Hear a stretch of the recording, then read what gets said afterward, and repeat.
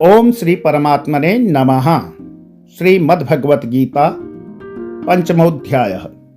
अर्जुन बोले, हे कृष्ण, आप कर्मों के संन्यास की और फिर कर्म योग की प्रशंसा करते हैं, इसलिए इन दोनों में से जो एक मेरे लिए भली भांति निश्चित कल्याणकारक साधन हो उसको कहिए। श्री भगवान बोले, कर्म संन्यास और कर्म योग ये दोनों ही परम कल्याण के करने वाले हैं, परंतु उन दोनों में भी कर्म संन्यास से कर्म योग साधन में सुगम होने से श्रेष्ठ है। हे अर्जुन, जो पुरुष न किसी से द्वेष करता है न किसी की आकांक्षा करता है, वह कर्मयोगी सदा सन्यासी ही समझने योग्य है, क्योंकि राग द्वेषादि द्वंद्व से रहित पुरुष सुखपूर्वक संसार बंधन से मुक्त हो जाता है। उपरयुक्त संन्यास और कर्मयोग को मूर्ख लोग पृथक पृथक फल देने वाले कहते हैं, न कि पंडित जन, क्योंकि दोनों में से एक में भी सम्यक प्रकार से स्थित पुरुष दोनों के फल रूप परमात्मा को प्राप्त होता है। ज्ञान योगियों द्वारा जो परम धाम प्राप्त किया जाता है, कर्म योगियों द्वारा भी वही प्राप्त किया जाता है। इसलिए जो पुरुष ज्ञान योग और कर्म योग को फल रूप में एक देखता है, वही यथार्थ देखता है। परंतु हे अर्जुन, कर्म योग के बिना संन्यास अर्थात मन, इंद्रिय और शरीर द्वारा होने वाले संपूर्ण कर्मों में कर्तापन का त्याग प्राप्त होना कठिन है, और भगवत स्वरूप को मनन करने वाला कर्मयोगी पर ब्रह्म परमात्मा को शीघ्र ही प्राप्त हो जाता है। जिसका मन अपने बस में है, जो जितेंद्रिय एवं विशुद्ध अंतःकरण वाला है, और संपूर्ण प्राणियों का आत्मरूप परमात्मा ही जिसकी आत्मा है, ऐसा कर्मयोगी कर्म करता हुआ भी लिप्त नहीं होता।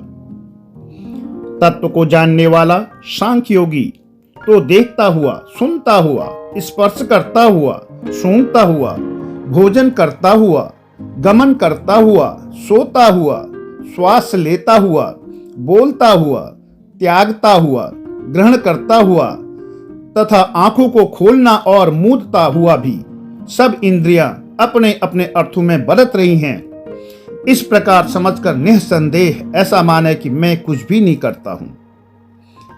जो पुरुष सब कर्मों को परमात्मा में अर्पण करके और आसक्ति को त्याग कर कर्म करता है, वह पुरुष जल से कमल के पत्ते की भांति पाप से लिप्त नहीं होता।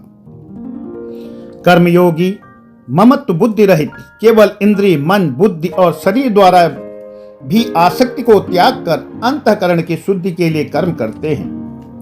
कर्मयोगी कर्मों के फल का त्याग करके भगवत प्राप्ति रूप शांति को प्राप्त होता है, और सकाम पुरुष कामना की प्रेरणा से फल में आसक्त होकर बंधता है। अंतःकरण जिसके बस में है, ऐसा सांख्य योग का आचरण करने वाला पुरुष न करता हुआ और न करवाता हुआ ही नव द्वारों वाले शरीर रूप घर में सब कर्मों को मन से त्याग कर आनंद पूर्वक सच्चिदानंद घन परमात्मा के स्वरूप में स्थित रहता है। परमेश्वर मनुष्यों के न तो कर्तापन की, न कर्मों की और न कर्मफल के संयोग की ही रचना करते हैं, किंतु स्वभाव ही बरत रहा है। सर्वव्यापी परमेश्वर भी न किसी के पाप कर्म को और न किसी के शुभ कर्म को ही ग्रहण करता है, किंतु अज्ञान के द्वारा ज्ञान ढका हुआ है, उसी से सब अज्ञानी मनुष्य मोहित हो रहे हैं। परंतु जिनका वह अज्ञान परमात्मा के तत्व ज्ञान द्वारा नष्ट कर दिया गया है, उनका वह ज्ञान सूर्य के सदृश उस सच्चिदानंद घन परमात्मा को प्रकाशित कर देता है। जिसका मन तद्रूप हो रहा है, जिसकी बुद्धि तद्रूप हो रही है, और सच्चिदानंद घन परमात्मा में ही जिनकी निरंतर एक ही भाव से स्थिति है, ऐसे तत्परायण पुरुष ज्ञान के द्वारा पाप रहित होकर अपुनरावृत्ति को अर्थात परम गति को प्राप्त होते हैं। वे ज्ञानी जन विद्या और विनय युक्त ब्राह्मण में तथा गौ, हाथी, कुत्ते और चांडाल में भी समदर्शी ही होते हैं। जिनका मन समभाव में स्थित है, उनके द्वारा इस जीवित अवस्था में ही संपूर्ण संसार जीत लिया गया है, क्योंकि सच्चिदानंद घन परमात्मा निर्दोष और सम है। इससे वे सच्चिदानंद घन परमात्मा में ही स्थित हैं। जो पुरुष प्रिय को प्राप्त होकर हर्षित नहीं हो और अप्रिय को प्राप्त होकर उद्विग्न न हो, वह स्थिर बुद्धि संशय रहित ब्रह्मवेत्ता पुरुष सच्चिदानंद घन पर ब्रह्म परमात्मा में एक ही भाव से नित्य स्थित है। बाहर के विषयों में आसक्ति रहित अंतःकरण वाला साधक आत्मा में स्थित जो ध्यान जनित सात्विक आनंद है उसको प्राप्त होता है।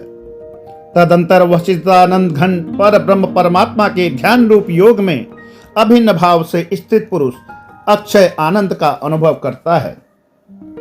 जो ये इंद्रिय तथा विषयों के संयोग से उत्पन्न होने वाले सब भोग हैं, यद्यपि विषय पुरुषों को सुख रूप भासते हैं तो भी दुख के ही हेतु हैं और आदि अंत वाले अर्थात अनित्य हैं। इसलिए हे अर्जुन, बुद्धिमान विवेकी पुरुष उनमें नहीं रमता।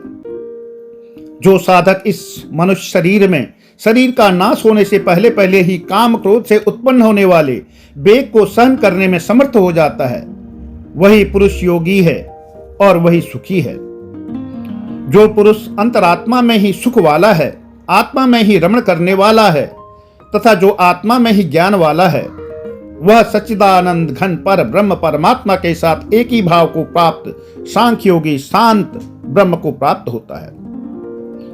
जिनके सब पाप नष्ट हो गए हैं, जिनके सब संशय ज्ञान के द्वारा निवृत्त हो गए हैं, जो संपूर्ण प्राणियों के हित में रत है और जिनका जीता हुआ मन निश्चल भाव से परमात्मा में स्थित है, वे ब्रह्मवेत्ता पुरुष शांत ब्रह्म को प्राप्त होते हैं। काम क्रोध से रहित जीते हुए चित्त वाले पर ब्रह्म परमात्मा का साक्षात्कार किए हुए ज्ञानी पुरुषों के लिए सब ओर से शांत पर ब्रह्म परमात्मा ही परिपूर्ण है। बाहर के विषय भोगों को न चिंतन करता हुआ बाहर ही निकालकर और नेत्रों की दृष्टि को भ्रुकुटी के बीच में स्थित करके तथा नासिका में विचरने वाले प्राण और अपान वायु को सम करके जिसकी इंद्रियां मन और बुद्धि जीती हुई है, ऐसा जो मोक्ष परायण मुनि इच्छा भय और क्रोध से रहित हो गया है, वह सदा ही मुक्त ही है। मेरा भक्त मुझको सब यज्ञ और तपों का भोगने वाला, संपूर्ण लोगों के ईश्वरों का भी ईश्वर तथा संपूर्ण भूत प्राणियों का सुहृद अर्थात स्वार्थ रहित दयालु और प्रेमी, ऐसा तत्व से जानकर शांति को प्राप्त होता है। ओम तत्सदिति श्रीमद् भगवत गीता सूपनिषदु ब्रह्म विद्यां योग शास्त्रे श्री कृष्णार्जुन संवादे कर्म संन्यास योगो नाम पंचमोऽध्यायः। ओम कृष्णाय नमः। ओम कृष्णाय नमः।